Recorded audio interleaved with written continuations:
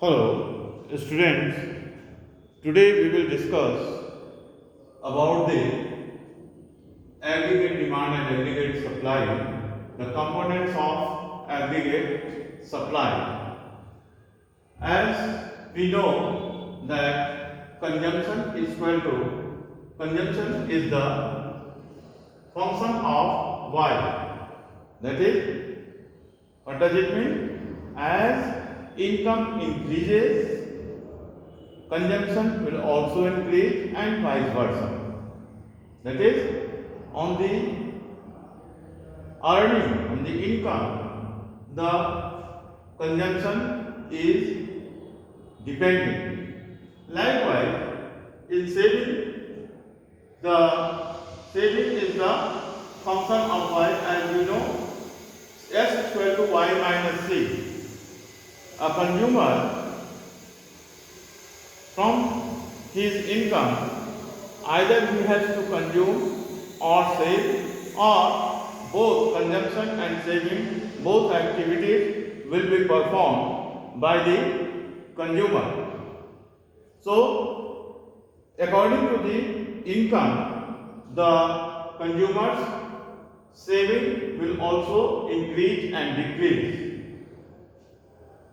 With the help of the consumption function formula, that is C is equal to 15 plus 0.5 y. On this basis, we can frame a consumption function table. Likewise, level of income, consumption, saving, and aggregate supply. How the saving function or aggregate supply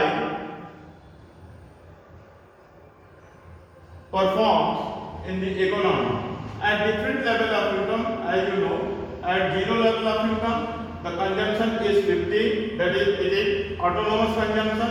Then wherefrom it should be fulfilled in the economy? By the fast saving, and the aggregate supply is 0. At 50, income has been increased, the consumption is also going to increase up to 25, then it is 75, and saving is minus 25, and aggregate supply is 50. Likewise, at 100, the consumption is 100 and saving is 0, and aggregate supply is 100. At 200, it is 150 consumption and 50 is the saving, and aggregate supply is 200. At 300, the consumption is going to 200 and saving is the 100, and aggregate supply is 300. We are joining consumption plus C plus S, consumption plus saving. This is the C and this is the S. Now, at 400, consumption is 250 and saving is 150, and aggregate supply is 400. At 500, the consumption is 300 and supply is 200, and aggregate supply is 500. This is where from it is calculated. It is calculated from with the help of this formula, consumption function formula, which we have discussed in the earlier classes. Now, with the help of this table, the consumption or components of aggregate supply can also be explained with the help of the diagram. Here is the y-axis and here is the x-axis, here is the origin. At y-axis we are presenting consumption and saving. At x-axis we are presenting income. Now we will deduct the whole graph in two parts, divided the whole graph in two parts, that is at 45 45 degree angle, because and this is income, because from this line the y and x axis will be the same distance, and we have seen that this is the 50. It will start the conjunction function from here, from 50, that is, it is above the income line, because in this case area the conjunction, the saving is in negative, and in this area the saving is in positive.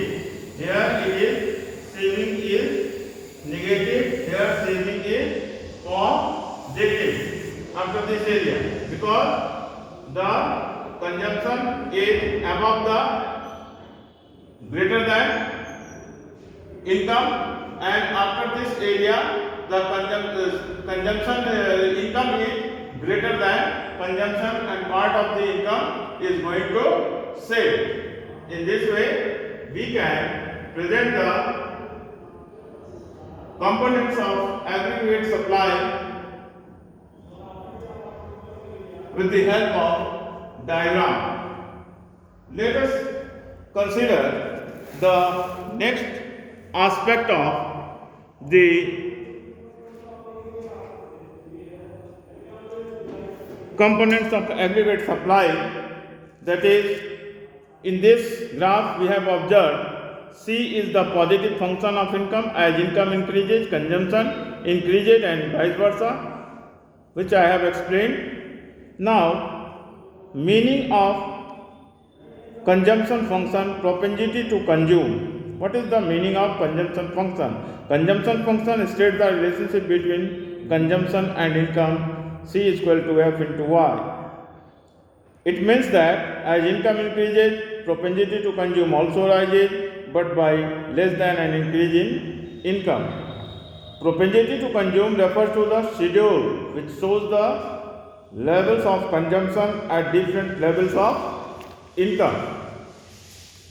So, we can explain with the help of this diagram the propensity to consume. Propensity, that means रुझान, कितना रुझान है consumer का saving के प्रति, consumption के प्रति, यह चीज दर्शाता है हमारा प्रोपेंजिटी। प्रोपेंजिटी दो तरह के होते हैं, एक एवरेज प्रोपेंजिटी टू कंज्यूम, दूसरा मार्जिनल प्रोपेंजिटी टू कंज्यूम। तो इस तरह से हम कह सकते हैं कि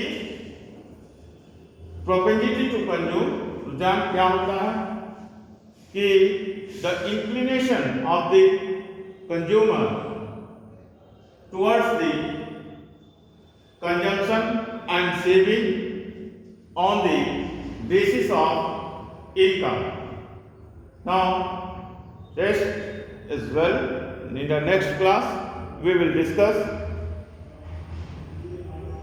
properly in detail about the various types of propensity to consume, that is, marginal propensity to consume and average propensity to consume. The propensity to consume is of two types. One thing is average propensity to consume, and second one is marginal propensity to consume. In the next class, we will discuss in detail about this, the various types of propensity to consume. Now, rest is well. Thank you.